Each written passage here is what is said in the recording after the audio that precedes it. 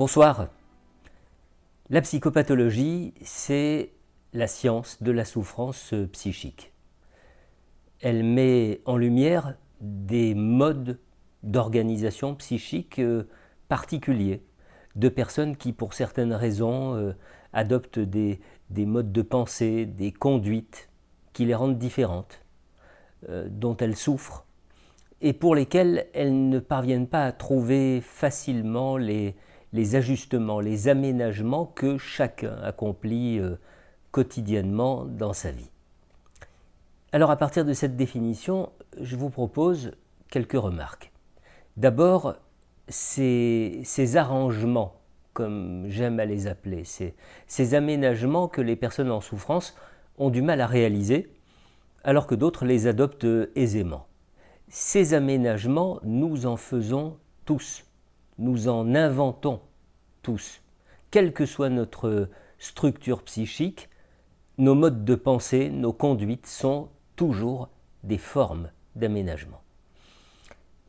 Vous vous cassez une jambe et vous boitez, et bien pour continuer à marcher, vous allez vous appuyer sur une canne ou sur une béquille. C'est un aménagement. Vous avez peur du noir et vous dormez avec la télévision allumée, c'est un aménagement. Vous êtes obsessionnel et vous vous pliez à des rituels plus ou moins étranges, eh bien ces rituels constituent l'aménagement que vous avez trouvé.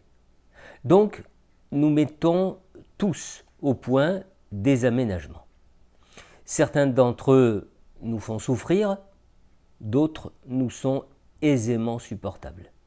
Certains d'entre eux sont aliénants pour autrui, d'autres pas du tout. Certains d'entre eux passent inaperçus parce qu'ils sont relativement répandus dans la population ou dans la culture. Et puis d'autres sont très visibles parce qu'ils sont pour le moins inhabituels, bizarres, curieux, originaux, etc., etc.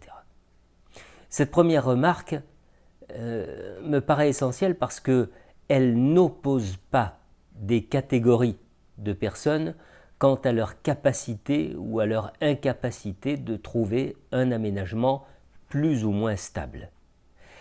En revanche, elle met en lumière trois distinctions. D'abord, la souffrance.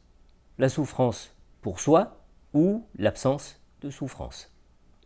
Deuxième distinction, les conséquences sur nos proches, impactantes ou non. Et puis enfin, l'acceptation socio-culturelle de l'aménagement en question ou sa non-acceptation. Alors, il n'y a pas grand-chose à dire concernant la première distinction. Si ma souffrance est insupportable, évidemment, je vais tâcher de trouver de l'aide et il faut espérer que je frapperai à la bonne porte. Ensuite, concernant l'impact aliénant sur nos proches, eh bien cet impact peut impliquer une mise en demeure d'aller chercher de l'aide, une demande d'aide de la part même de ses proches, ou encore solution radicale, un abandon, une coupure d'avec moi parce que mes aménagements font trop souffrir les personnes qui m'entourent. Quant à la troisième distinction, on comprend déjà que l'œil qui porte un jugement sur l'aménagement n'est pas d'abord celui du sujet lui-même. C'est le regard de l'autre, c'est celui des autres, celui de la société. C'est celui qui va conduire le sujet à se sentir différent et donc exclu. Les deux critères sur lesquels va se fonder la plupart du temps le jugement en question sont d'une part l'esthétique et d'autre part ce que j'appellerais l'admissible ou si vous préférez le socialement correct. D'abord, l'esthétique. Freud disait ce que l'on ne peut atteindre en volant, il faut l'atteindre en boitant.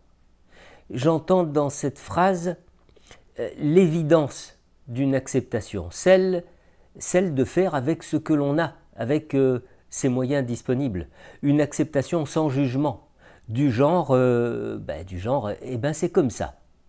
une acceptation rare, il faut bien le reconnaître, tant la différence par rapport à la norme fait comme une espèce d'excroissance forcément remarquable et donc soumise à un jugement d'ordre esthétique.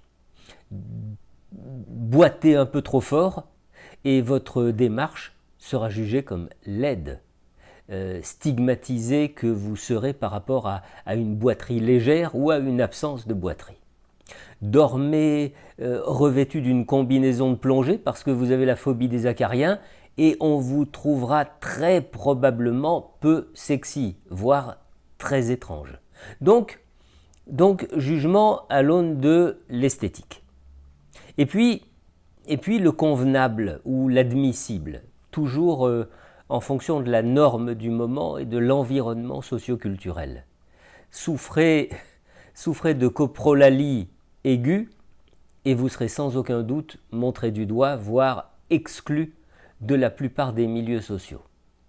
Souffrez d'un TOC consistant à tirer la chasse des toilettes 50 fois par jour et votre environnement familial ne tardera pas à réagir. Déclarez une grande crise hystérique comme à l'époque de Charcot et on vous trouvera franchement très grave. Qu'il s'agisse donc du risque d'être jugé à l'aune de l'esthétique ou de l'admissible, il faut bien qu'il y ait un autre pour nous renvoyer l'image de ce qui apparaît selon l'étalonnage du lieu et du moment, beau ou laid, correct ou incorrect, acceptable ou inacceptable. En l'absence de l'autre, le sujet ne portera pas de jugement critique sur son aménagement.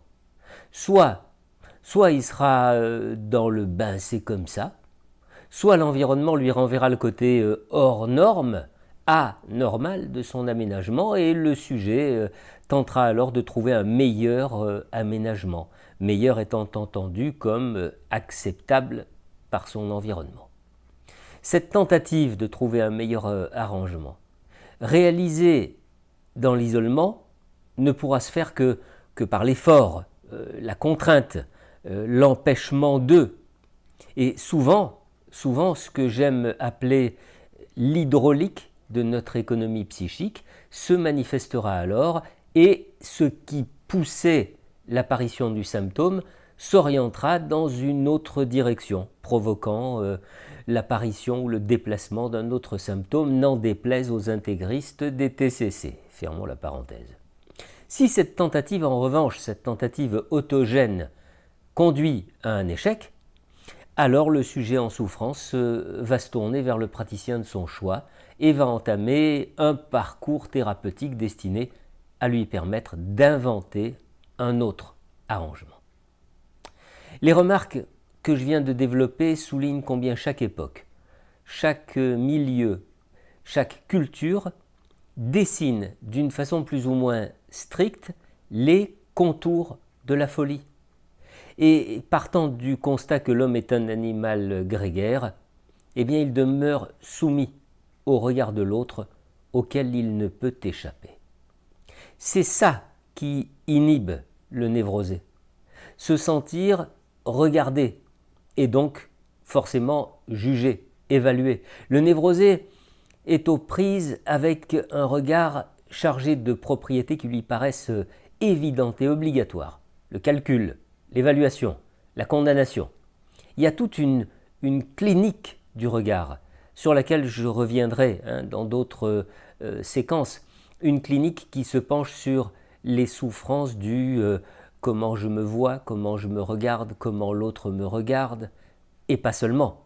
Il y a aussi les souffrances liées au fait de me donner à voir, ou au contraire de me soustraire au regard de l'autre.